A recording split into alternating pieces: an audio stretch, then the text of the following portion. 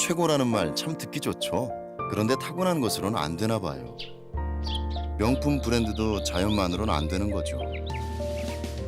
땅에 대한 뚝심, 좋은 먹거리에 대한 진심, 한결같은 초심.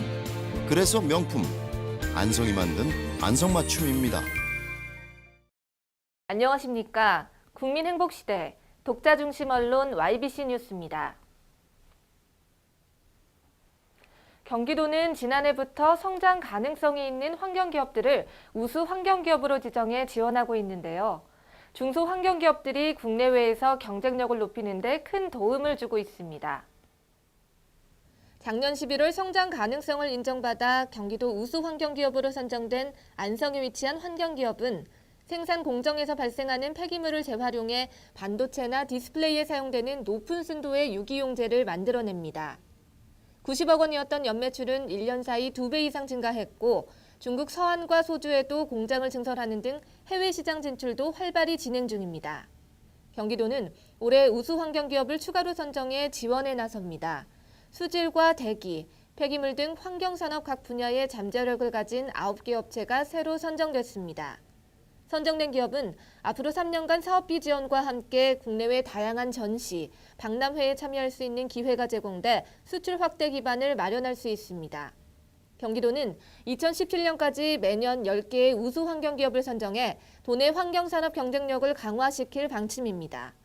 특히 커지는 중국 환경시장 공략에 있어 경기도 우수 환경기업들의 역할이 더 주목받고 있습니다. YBC 뉴스 손시은입니다. 중소기업의 경우 기술 개발을 하고 싶어도 전문 인력과 자금이 부족해 어려움을 겪는 경우가 허다한데요. 이를 해결하기 위해 전문가를 매칭시켜주는 경기도의 기술닥터 사업이 호평 속에 지난 5년간 2,000개가 넘는 기업의 문제점을 해결했습니다. 이은경 기자입니다. 기존 유도 등의 경우 왼쪽으로 피난하라는 의미로 인식하기 쉽다는 단점을 개선한 새로운 개념의 디지털 유도 등 최소 전류로 최대 5년간 작동이 가능해 장례와 기념패 시장에서 각광받고 있는 세계 최초의 메모리얼 노트. 또 다른 업체는 기존 주방용 랩의 표면이 매끄럽지 않고 쉽게 끊어지는 단점을 개선 개발한 결과 분량이 17% 감소해 매출은 5억 원이나 늘었습니다. 이런 중소기업들의 기술 개발 뒤에는 경기도의 기술닥터 사업이 있었습니다. 전문가들이 직접 현장을 찾아가는 기술 지원은 물론 연구에 필요한 자금 지원, 또 지원 사업을 연계해주는 기술닥터는 지난 2009년 출범 후 5년간 투자된 사업비는 103억 원으로 2,108개 기업에 2,745건의 기술 지원을 실시했습니다.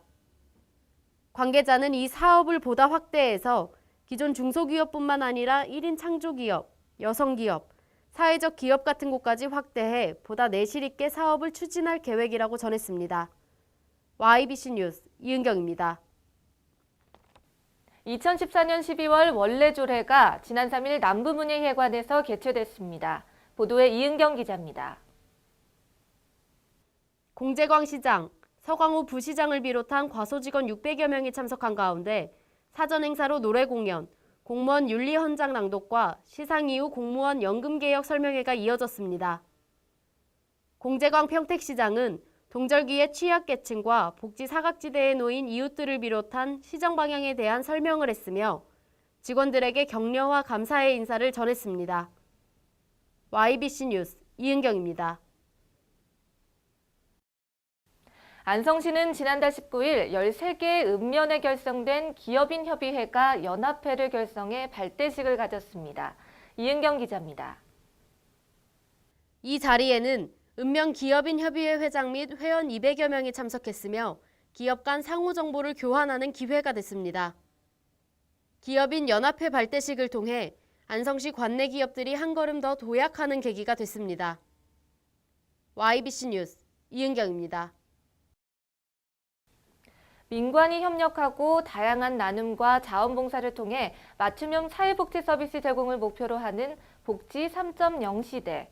오산시는 복지 사각지대에 놓인 소외계층을 지원하기 위해 복지 서비스 희망사다리 사업을 실시합니다.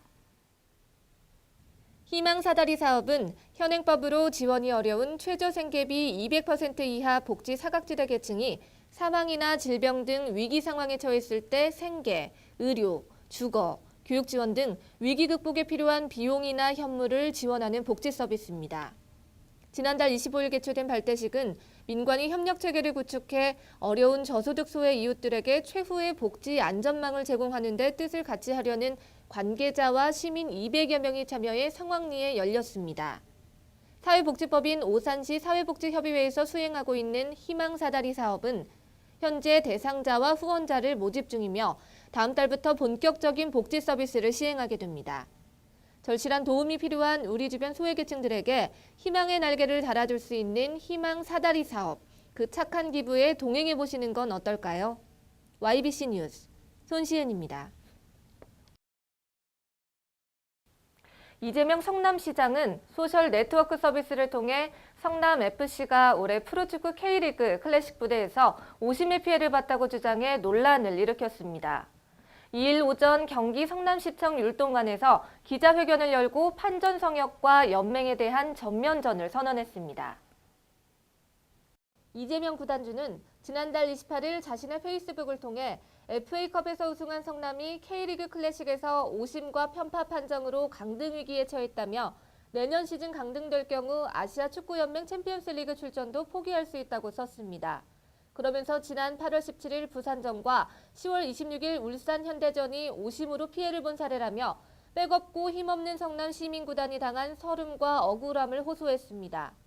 이에 프로축구연맹 이사회는 지난 1일 이재명 구단주의 발언이 상벌규조 제17조 1항 K리그의 명예를 실추시키는 행위라며 상벌위원회에 회부했습니다. 이재명 성남 구단주는 이날 기자회견을 열어 자신이 상벌위원회에 소집되는 것이 법리적으로 부당하다고 항변했고 연맹이 독소 조항을 갖고 있다며 억울함을 호소했습니다. 오는 12월 5일 오전 10시 서울 종로구 신문로 축구회관 내 연맹회의실에서 성남FC 이재명 구단주의 상벌위원회를 개최한다고 밝혔습니다. 사상 최초로 구단주 징계 가능성도 제기되고 있어 귀추가 주목됩니다. YBC 뉴스 손시은입니다. 바쁘고 허둥대며 살아가는 삶 속에서도 나눔과 봉사의 계절을 준비하고 있는 이들이 있었습니다. 오산시의 희망사다리 사업 소식을 접하니 관심과 따뜻함, 사랑을 되새기게 됩니다. 이 추운 계절 힘겹게 사는 사람들에게 관심과 배려를 조금씩이나마 갖는다면 이 추운 겨울이 조금 더 따뜻해질 것 같습니다. 시청해주셔서 고맙습니다. 최고라는 말 참 듣기 좋죠. 그런데 타고난 것으로는 안 되나 봐요. 명품 브랜드도 자연만으로는 안 되는 거죠. 땅에 대한 뚝심, 좋은 먹거리에 대한 진심, 한결같은 초심. 그래서 명품, 안성이 만든 안성맞춤입니다.